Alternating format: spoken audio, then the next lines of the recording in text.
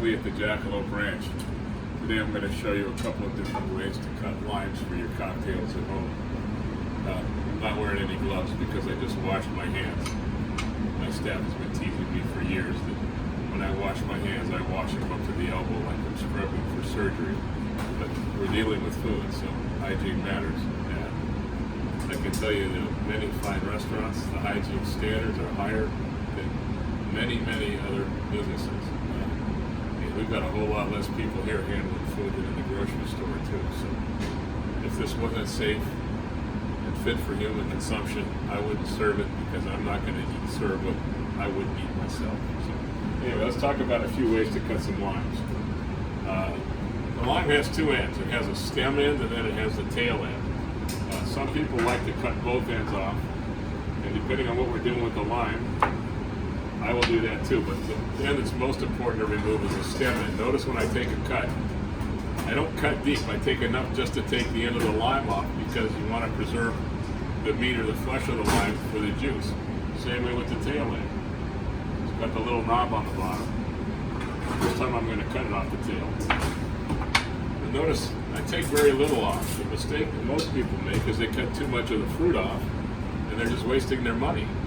So this is the most popular cut in a restaurant or bar environment. Since this is a small lime, I'm going to get 3 pieces out of it. Notice I'm just cutting it on the widthwise. So I've got 3 circles. Okay. The reason I like this lime for cocktails, I'm going to cut it across once, across the second time. We'll talk about knife skills in another class. I get this beautiful little wedge that fits right between my fingers, and I can squeeze it, and it doesn't squirt, and it doesn't splash. It all goes right into the drink without making a mess. We've all had the Corona with the big long lime, and you put it in the bottle, and it squirts everywhere, and you have it on your eyes and your glasses, all over your hand. It runs down the bottle. This is a better way for cocktails, and you can use 2 of them, and you extract most of the lime. I don't waste any of it. It's just a better way. So, now if you want to make a lime wheel, you just cut these a little bit thinner, put a little notch down the side, right into the center of the lime, and now you can hook this over a glass. The problem is it looks good, but it's really hard to squeeze the lime and get any juice out of it if you want to add flavor to the cocktail, or your soft drink, or whatever it is. This is the most efficient way to cut a lime. Now there are other ways. The most popular, again, I'm going to cut the stem end off. In this case, I'll cut the tail off too. But remember when you're cutting these, just to take enough off to get to the meat below. Now, this is the traditional wedge.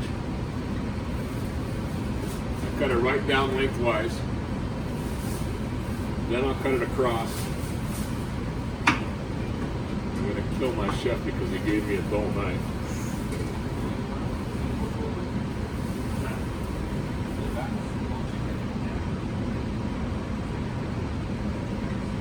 Now I've got wedges, but this is harder to handle.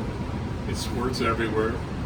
I prefer this standard old school bar cut because you get more juice out of it, more flavor, and some people actually like the oils that come out of the skin. So when you squeeze this, you get more of the zest from the skin as well, which also provides different flavor qualities to the drink. So that's how you cut fruit for a bar.